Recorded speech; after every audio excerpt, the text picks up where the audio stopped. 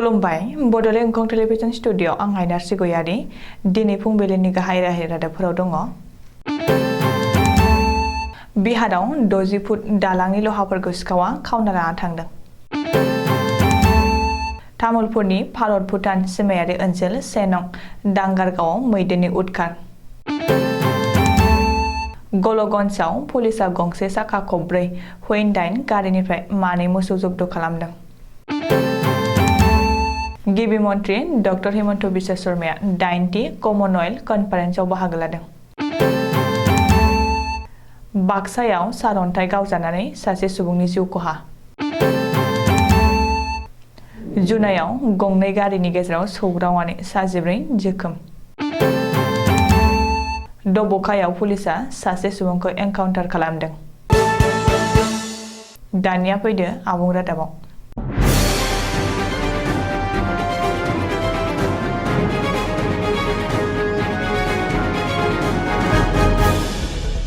मोनसे सोमोनांथाव जाथाय मख'जाथाव दि बिहारनि राहातान जिल्लायाव सिखावफोरा इरिगेसन बिफाननि मावसुमाफोर जाफ्लानानै आरासन दैमानि सायाव बानायनाय 60 फुट दालांनि लहाफोरखौ खावना लाना थांजोबदों। सिखावफोरा 60 फुट दालांनि लहाफोर, जेसिबि, पिकआप भेन, गेट काटार आरो माखासे गारिफोरखौ साथामनि गेजेराव जायगानि सुबुंफोरनि मदद लादेरना जावखांना लाना थांजोबदों होनना पुलिसआ बुंथिदों। दायो पुलिस जाथायनि सायाव गोथौयै नायबिजिरगासिनो दङ। तामुलपुर जिल्लानि भारत भुटान सिमायारि ओनसोल 1 नं दांगारगाव गामियाव हाग्रानि मैदेर फैनानै नखरथामनि नखराव उदखार खालामफैदों। समबारखालि अखानायसि फुंनि 3 रिंगासोआव बयबो उन्दुलांफुनाय समाव मैदेरा फैनानै सम बाहादुर कार्की, धन माया आरो धन बाहादुर भान्डारीमोननि न'नि इन्जुरखौ सिफायनानै न' सिङाव थानाय गासैबो माइ माइरं थोरसि लथाफोरखौ जायै जासे लेथेर फेथेर खालामलांदों। बेनि अनगायैबो धन मायानि बारियाव थानाय गय बिफांफोरखौबो मैदेरा सिफायलांदों होननानै गामिनि रायजो राजाया फोरमायदों। आथिखालाव बै जायगायाव मोब्लिबनि जेबो सिबिथाय गैया आरो सलार लाइटनिबो जेबो बेबस्था गैया। बेखायनो जुब जुब अखा हानाय समाव मैदेरा फैनायखौबो सिगां समाव जेबो उदिस मोनाखैमोन। उनाव जेब्ला मैदेरनि सुन्दैया जेब्ला न' सिङाव हाबो अब्लासो उदिस मोननानै खुनुरुखुम न'निफ्राय खारग'नानै जिउ रैखा मोनदों होननानै दुखुथिया नखरनिया खौरांगिरिनि सिगाङाव फोरमायदों। लोगोसे सोरखारा जाहाथे बै जायगायाव मोब्लिबनि राहा खालामनानै होयो बेखौ हास्थायदों। धुबुरी जिल्लानि गल'गन्जआव समबारखालि फुङाव गल'गन्ज पुलिसआ AS 17E5670 नम्बरनि साखा खबब्रै हुइन्डाइ गारिखौ सिग्रोमना गारिनि डिगि सिङाव मानै मोसौ बोखांनो हादों। पुलिसनि सिगाङाव फोरमायनाय बादिब्ला सोनाब बंगनि बालाटपुटा नासरनिफ्राय फैनाय बे गारिया गल'गन्जनिफ्राय गौरीपुर फारसे 17 नं हादोरारि राजालामाजों थांबाय थानाय समाव सिग्रोमदोंमोन।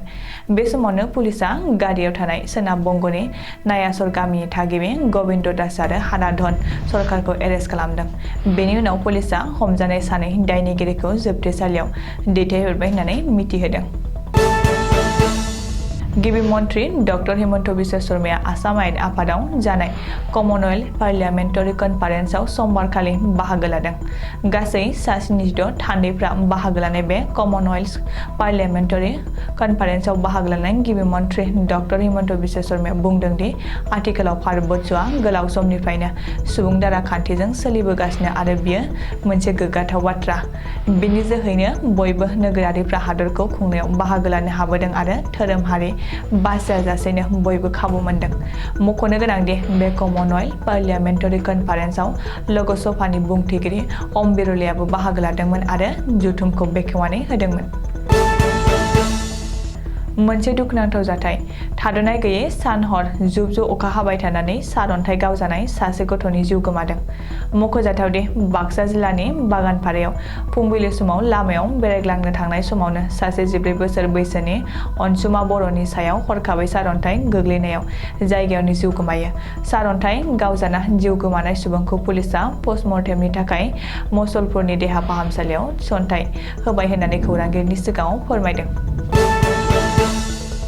धेमाजि जिल्लानि जुनायाव रबिबारनि हर गेजेराव 515 नं हादरारि राजा लामायाव गंनै गारिया गावजों गाव सौग्रावलायनानै जायगायावनो 14 सुबुंफोरनि गोब्राब जोखोम जादों।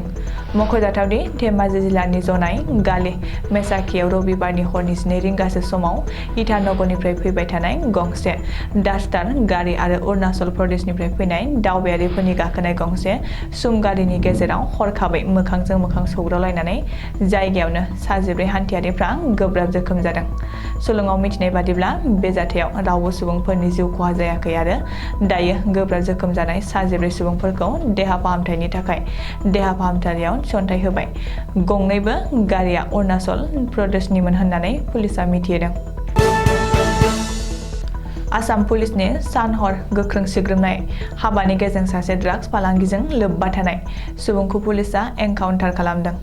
मख'जाथावदि रबिबारखालि मोनाबिलिनि 8 रिंगासो समाव पुलिसआ मोनसे स्रोद सुलुंनि गेजेरजों आसामनि दाबाकायाव मस्ट वान्टेड ड्राग्स फालांगिजों लोब्बा थानाय दुथांखौ हमो। नाथाय हमजानाय मस्ट वान्टेड ड्राग्स फालांगिरिया पुलिसनि आखाइनिफ्राय खारखोमानो नाजानायावनो पुलिसआ थोंसे आथिंआव गावनो गोनां जायो। सुलुङाव मिथिनाय बादिब्ला पुलिसजों एनकाउन्टार खालामजानाय सुबुंखौ शामसुल हक होननानै सिनायथिनाय जादों आरो देहा फाहामथायनि थाखाय देहा फाहामसालियाव थिसनथाय होबाय। दिनै फुंबिलिनि रादाबा एसेनोसै। गोजोन्थों।